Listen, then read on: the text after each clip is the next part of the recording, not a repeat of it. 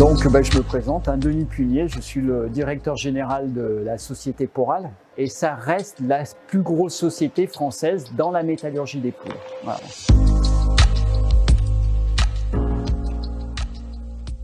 Donc on a redémarré cette activité fin 2019 avec une année Covid 2020 un petit peu compliquée. Et suite à ça, il y a eu effectivement le plan de relance, et notamment sur la partie activité automobile, avec des AMI, des appels à manifestation d'intérêt, pour lesquels on a répondu. Alors, il faut savoir que c'est un travail conséquent, hein. Il y a un dossier qui est assez lourd à répondre, qui nécessite du temps. On a notamment un consultant qui nous a donné un coup de main, Jean-Yves Ganard, qui est l'ancien DG de Sintertech, qui nous donne un coup de main sur le redémarrage de la société, mais aussi qui a été en charge de ce travail. Effectivement, on a été accepté pour le plan de relance. On a investi une machine d'impression 3D qui est la technique MBJ, en fait, avec le frittage derrière, qui fait que pour nous est un saut technologique moindre, puisque nous avons déjà toute la chaîne de valeur. Nous connaissons très bien les poudres, nous connaissons très bien le frittage. Il suffit simplement de remplacer, alors entre guillemets simplement, mais de remplacer les presses de compression par la machine d'impression 3D, quoi. Donc tout ça a fait que le plan de relance nous a aidé grandement, alors surtout en vitesse d'exécution. On a la chance d'avoir un actionnaire unique, donc les décisions se passent vite, mais aussi le plan de relance a fait que on a eu un apport financier conséquent et nous a permis de passer, je dirais, passer à l'acte en fait.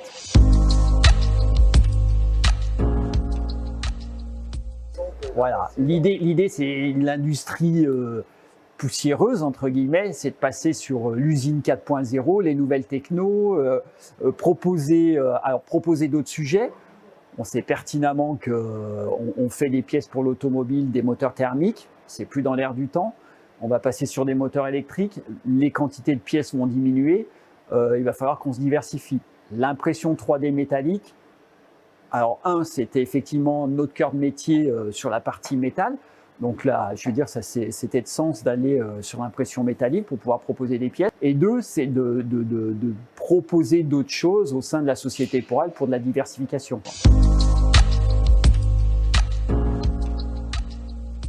Ça aurait été beaucoup plus long parce que, on a redémarré cette société, donc il y a eu quand même une phase de redémarrage. Le plan de relance a fait que, effectivement, si on voulait être bien servi, il fallait être les premiers. On a mis les moyens en fait pour répondre au niveau des dossiers. Il y a effectivement un dossier juridique qui est assez complet. Il faut montrer patte blanche pour avoir tout ça, et ça nous a permis d'avancer beaucoup plus vite. Les investissements. On a embauché sur l'impression 3D, en fait, ça nous a permis d'embaucher. On avait des gens qui travaillaient un petit peu dessus et ça nous a permis de les embaucher. On a embauché un jeune ingénieur qui est pour la partie technique, un jeune ingénieur aussi pour la partie commerciale. Tout ça, sans le plan de relance, on ne l'aurait pas fait, en fait. On aurait attendu, on aurait développé en interne, on aurait mis des ressources internes. Bon, ça nous a permis d'aller beaucoup plus vite. Donc voilà. Après, il y a toute une recherche maintenant. On est vraiment relativement avancé puisque la machine est là depuis un mois, on commence à travailler dessus, on a les moyens de frittage conséquents pour fonctionner et on est sur une phase commerciale de recherche de marché, de se faire connaître aussi puisque notre position vraiment c'est d'avoir un rôle de sous-traitance, de fabrication de pièces. Les gens viennent avec leur plan, alors il y aura une discussion forcément par rapport aux techno classiques de fraisage, de forge ou de compression frittage, une discussion technique pour dire mais nous on peut être capable de faire cette pièce avec de l'impression 3D, quoi. Donc on est là vraiment en position de sous-traitance. Et l'idée c'est d'avoir un atelier complet avec plein de machines pour faire de la grande série.